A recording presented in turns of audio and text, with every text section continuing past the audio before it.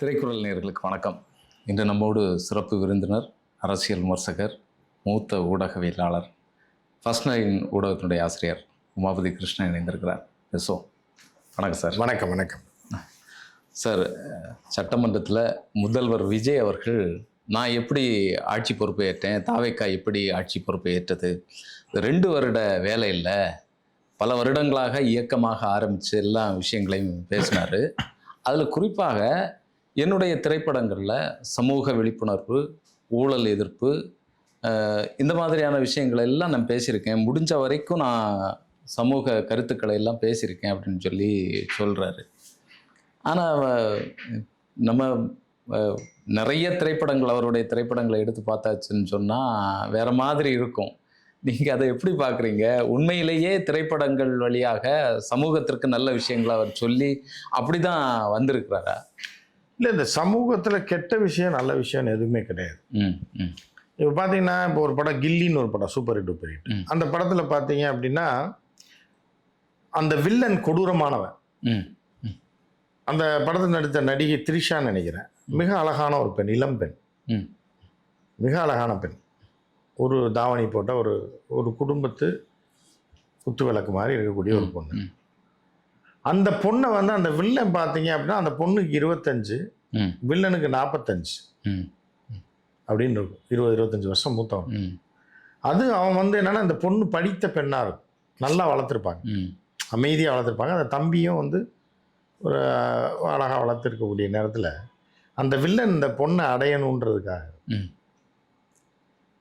என்ன பண்ணுறான் அப்படின்னா, கொடுமைப்படுத்தி அவங்க பேரண்ட்ஸ் எல்லாம் கொண்டுறான். அக்காவே கொள்றான், அடிக்கிறான், மச்சனனை கொள்றான், கொன்று அந்த பொண்ணை தூக்கிட்டு போகிறான். அப்போ வந்து என்னென்னா, ஏன் வந்து விஜய் அவர்கள் இன்னைக்கு முதலமைச்சர் ஆயிருக்கார் அப்படின்னு பார்த்தீங்கன்னா, இவர் அவங்க அந்த பொண்ணுக்கு சொந்தக்காரர் கிடையாது. இல்லை அக்கா எய்த்து வீடு பக்கத்து வீடா அதுவும் கிடையாது. இல்லை கூட படித்தவரா அதுவும் கிடையாது. இல்லை அவங்க அம்மா வழியில் சொந்தமானா அதுவும் கிடையாது. அப்பா வழியில் சொந்தமாக அதுவும் கிடையாது. இல்லை இந்த ஊரான்னு பார்த்தா அதுவும் கிடையாது. சென்னையை சேர்ந்த ஒரு இளைஞன் எங்கே தவறு நடந்தாலும், தமிழகத்தில் எங்கே தவறு நடந்தாலும் தட்டி கேட்கக்கூடிய ஒரு இளைஞன் கபடி விளையாட போகிறார். இவர் தொழில் வேலை வந்து கபடி விளையாட போட்டிக்காக போகிறார்.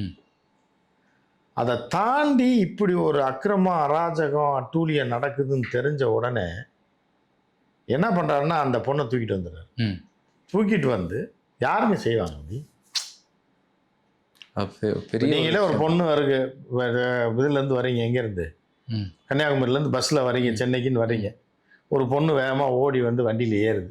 வந்தால் ஒரு சீட்டு உங்கள் சீட்டுக்கு பக்கத்தில் மட்டும் காலியாக இருக்கு. அதில் வந்து உட்காந்துருக்கு. மாமா நீங்கள் தான் என்னை காப்பாற்றணும். புரியுதா? நீங்கள் என்ன பண்ணுவீங்க? திணறல் தான் வரும் சார். காப்பாற்றுவீங்களா அந்த பொண்ணை? வாமா வா மருமகளே, நமக்கு என்ன பிரச்சனை வரும்னு தானே பார்ப்போம். இல்லை வாடி செல்லாம், வா உட்காரு, என்ன பிரச்சனை உனக்குன்னு கேட்பீங்களா? இல்லை, சொல்லுமா, அவன் டீட்டெயில் ஃபுல்லாக சொல்லு, நான் வந்து உன்னை காப்பாற்றுறேன் அப்படின்னு சொல்லுவீங்களா? இல்லை, நம்ம நாளைக்குள்ள வேலை, நம்ம பொழப்பு, என்ன பிரச்சனை. அப்போ அடுத்த செகண்ட் என்ன பண்ணுவீங்க? முடிஞ்சாச்சுன்னு சொன்னால் உதவி பண்ணுவோம். என்ன பிரச்சனைன்னு சொல்லி கேட்போம். உடனே கேட்பீங்களா என்ன பிரச்சனை சொல்லுமா அப்படின்னு சொல்லி? தெரிச்சு ஜன்னல் வழியாக குதிச்சிருவீங்க நீங்களாம். புரியுதா உங்களுக்கு? ஏன்னா வீட்டில் போய் யார் செருப்படி வாங்குறதுன்றது அந்த அச்சம் உங்கள் மனசுக்குள்ளே இருக்கும்ல.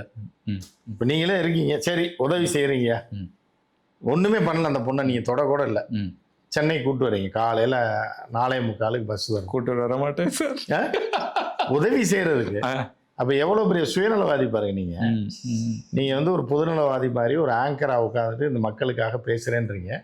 ஒரு பெண் வந்து துரத்தப்பட்டு கொடூரமாக பஸ்ஸில் தப்பி வர பெண்ணை காப்பாற்ற மாட்டேன்றீங்க. அதை பார்த்தா சிரிக்கிறீங்க நீங்கள். சரி வீட்டுக்கு கூப்பிட்டு போவீங்கன்னா ஐயோ அப்படின்றீங்க.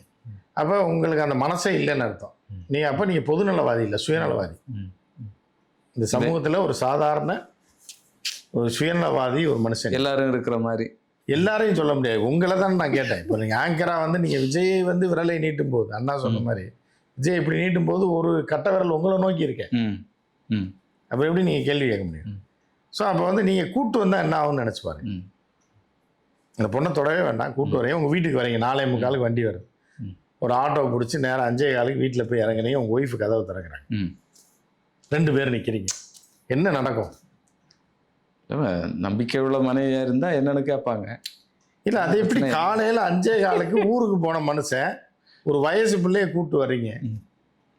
ஒரு பதட்டம் இருக்கும். இருக்குமா இல்லையா? எந்த மனைவியா இருந்தாலும் ஒரு பதட்டம் இருக்கும்ல. இப்போ உங்களுக்கு பதட்டம் இருக்காதா? இருக்கும். இருக்கும்ல. அந்த பொண்ணுக்கு பதட்டம் இருக்காதா? இருக்கும். எல்லாருக்குமே அது இருக்கும்ல. இல்லை, உங்கள் அப்பா வந்து எட்டி பார்க்குறாரு, முதல்ல உங்கள் ஒய்ஃப் வந்து கதவை திறக்கிறாங்க, உங்கள் அப்பா வந்து எட்டி பார்க்குறாரு, என்ன ஆகும்? இந்த சமூகத்தில் எவ்வளோ பிரச்சனை, இதெல்லாம் வந்து கவலைப்படும். அதுவும் அவங்க அப்பா வந்து ஒரு ஏசி, ஆமாம், போலீஸ் ஆஃபீஸர். அப்படி இருக்கும்போது அந்த பொண்ணை தூக்கிட்டு வந்து வீட்டில் வச்சு யாருக்கும் தெரியாமல் மாடிக்குள்ளால மறைச்சு வச்சு உங்களால் முடியுமா? பீரோக்குள்ளால வச்சு உங்களால் முடியுமா? ஸோ அப்போ வந்து என்னென்னா, இப்போ சராசரி மனிதன் அவர் கிடையாது அப்படின்றத அந்த படத்தில் சொல்ல வர்றாரு. தீமைகள் எங்கே நடந்தாலும் சரி, எந்த பொண்ணுக்கு கொடுமை நடந்தாலும் சரி, அதை மீட்டு நான் கொண்டு வந்து நானே வளர்த்து அந்த பொண்ணை காப்பாற்றுவேன். நான் ஒரு படம் தான் உதாரணம் சொல்கிறேன், இப்படி நிறைய படம். அவருடைய படத்தில் அவர் நடித்த காட்சிகளை நீங்கள் கற்பனை கூட பண்ணி பார்க்க முடியாது. ஏன்னா நீங்கள் ஒரு சராசரி மனுஷன். அப்புறம் எப்படி நீங்கள் சிஎம் ஆக முடியும்? நீங்கள் ஆங்கராக தான் இருக்கணும் கடைசி வரைக்கும். அவர் செய்த சாதனைகளுடைய அதில் அந்த படத்தில் அந்த ஒரு சீன் தான். இப்போ இதே உங்களுக்கு ஒரு சிஸ்டர் இருக்காங்க, அந்த சிஸ்டரை விட பக்கத்து வீட்டு சிஸ்டருக்கு வந்து முடி நீளமாக இருக்குது. ராத்திரியாக போய் பின்னாடி போய் வெட்டிடுவீங்களா நீங்கள்? என்ன ஆகும் உங்கள் நிலமை? அவ்வளோ பார்த்தா நான் அவ்வளோதான் முடிச்சு விட்டுற மாட்டேன். அதோட முடிச்சது. போக்சோ வழக்கு போட்டு உங்களை தூக்கிடுவாங்க. ஆனால் அவர் அதையும் அந்த பொண்ணு சடையை வெட்டாமல் அவன் அக்கா சடையை வெட்டிட்டு வந்துடுறாரு. ஆனால் எந்த வழக்கும் வராது. புரியுதா உங்களுக்கு? அவ்வளோ தைரியம்னா பெண்களுக்காக எதையும், இப்போ தங்கச்சி ஆசைப்பட்டுச்சுன்றக்காக இன்னொருத்தியோட சடையை போய் வெட்டுறாரு பாருங்க. ஸோ இப்படி வந்து பெண்களுக்காகவே அவர் வந்து தன் வாழ்நாள் எப்போ எதை வேணாலும் செய்வேன் அப்படின்றத அவர் உறுதிப்பட சொல்கிறார். முடி வெட்டுறதுலேருந்து எல்லாமே அவர் எதை தொட்டாலும் அதை நீங்கள் சராசரி மனிதன் எவனுமே செய்ய முடியாது. புரியுதா? ஜில்லா படத்துலேருந்துலாம் நிறைய பண்ணியிருக்காரு. நிறைய காட்சி இருக்குது, நிறைய விழிப்புணர்வு காட்சிகள் இருக்குது. கொக்கோ கோலா பாட்டிலை வச்சு நீங்கள் போய் நில்லுங்க பார்ப்போம், ஏன்னா ப்ரெஸ் வரானான்னு பார்ப்போம். ஏன் போங்க சண்டி ஆஃபீஸ் வாசலில் கொக்கோ கோலாவோட நில்லுங்க, பேட்டி கொடுக்குறேன், ஏன்னா அந்த மைக்கு போடுவாங்க. இல்லை, அவர் வந்தான்னா 40 பேர் வருவான். இல்லை, அந்த ஒரு பவர் இருக்கும். அவர் அதை பற்றி அரை மணி நேரம் பேசுவார் டைலாக்ல. சுற்றி ஒரு காந்த சக்தி இருக்கும். ஸோ அப்படிப்பட்ட மனிதர்கள் வந்து ஒரு எப்படின்னா ஒரு பவர்ஃபுல்லான ஆட்கள். அவர்களை மாதிரி எல்லாரும் வர முடியாது. புரியுதாவது? அதனால நீங்கள் வந்து அவரை விமர்சனம் செய்வதே தப்பு. அவர் சினிமாவில் இருந்திருந்தாலே இந்த அநியாயங்கள் குறைஞ்சிருக்குமோ சார்? இல்லை, அதனால தான் குறைஞ்சிருக்கு. இப்போ சரி, அவர் இல்லாமல் இருந்திருந்தாருன்னா இன்னொரு பயங்கரமாக நடந்திருக்கும். சரியா இருந்து கொடூரமாக நடந்திருக்கும் தமிழ்நாட்டில். இப்போ கட்டுப்படுத்தப்பட்டிருக்கிறதே அவர் படத்தில் நடித்த சில காட்சிகளை பார்த்து தான் ரவுடிஸ்லாம் பயப்படுறாங்க. ஓ சரி சரி. இவர் கூட நிறையா பேர் அந்த பழைய படத்தை பார்த்து தான் பயந்து பேசாமல் இருக்காங்க. இல்லைன்னா நிறைய இப்போ 200 கற்பழிப்பு நடந்திருக்கு இந்த ஒரு மாதத்தில். அது 400 ஆயிருக்கு. ஓ, பாதியாக குறைஞ்சது காரணமே அவருடைய திரைப்படம். அதை பார்த்து வந்த பயம் அதான். ஆனால் சட்டமன்றத்தில் இருக்கும்போது கொலைக்களத்துக்கு கொண்டு போன மாதிரியான ஒரு இதில் இருக்காரு. அப்படிப்பட்ட ஒரு சிந்தனையில் இருக்கிறாரா? சிந்தனையில் அவர் இல்லை, உங்கள் சிந்தனை அப்படி நீங்கள் பார்க்கறதுக்கு அப்படி தெரியுது. உங்களுடைய பார்வை வந்து அப்படி தெரியுது. சிஐடிகள் எல்லாம் முன்னால் இருப்பாங்க. அவர் ஒரு தியான நிலையில் அவர் பாட்டு இருக்காரு. ஒரு கோட் சூட்டை போட்டு அவர் பாட்டுக்கு உட்காந்துருக்காரு. நாட்டில் இவ்வளோ பிரச்சனைகள் நடக்கு, இவ்வளோ சிக்கல்கள் இருக்குது, கரண்ட் கட் ஆகுது, இந்த பிரச்சனைகள்லாம் பேசும்போது அவர் ஒரு ஒரு ஒரு தியான மனநிலையில் இருக்கிற மாதிரி தானே. ஆமாம், அதெல்லாம் அந்த கிரகிச்சா தானே ஒரு 6 மாதம் 1 வருஷத்தில் அதெல்லாம் சரி பண்ண முடியும் அப்படின்றத அவர் யோசிக்க. அந்த தினமும் ஒவ்வொரு நிமிஷமும் அதை பற்றி தான் யோசிச்சுட்டு இருக்காரு. இந்த மக்களை எப்படி நல்வழிப்படுத்துறது, இந்த கிரைமை கட்டுப்படுத்துறது எப்படி. ஏன்னா யார் பேசினாலும் அவர் காதில் விழுகாது. அவர் காதை திறக்கணும், திங்க் பண்ணிகிட்டே இருக்காரு. லாக் பண்ணி வச்சுருக்கக்கூடிய காதை வந்து அவர் திறந்தா வச்சுருக்காரு. ஒரு நோக்கத்துக்காக அவர் வாழ்ந்துகிட்டு இருக்காரு. ஓ, சமூக இதுக்கு எப்படியும் 1 வருஷம் கழிச்சாது இந்த பவர் கட் வந்து 6 மாதம் தான் அவர் சொல்லி 6 மாதத்தில் கட் ஓடுது. ஓகே, டிரான்ஸ்ஃபார்மர்லாம் மாற்றி எல்லாம் ரெடி பண்ணி வயர்லாம் புது வயர் போட்டு எல்லா வயரும் கட் பண்ணி எடுத்துட்டு ஃப்ரெஷ்ஷாக போட்டு எல்லாம் ரெடி பண்ணிடுவாங்க. புது ரத்தம் பாய்ச்சுற மாதிரி புது மின்சாரம். இது வரைக்கும் பார்க்காத மின்சாரமாக இருக்கும். ஏன்னா அவர் மின்சார கண்ணான்னு ஒரு படத்தில் கூட நடிச்சிருக்காரு. அதனால் அந்த இதில் வச்சு அவர் பண்ணுவார். நிறையா பண்ணணும்னு இருக்கார், இன்னும் நிறையா நடக்கும்.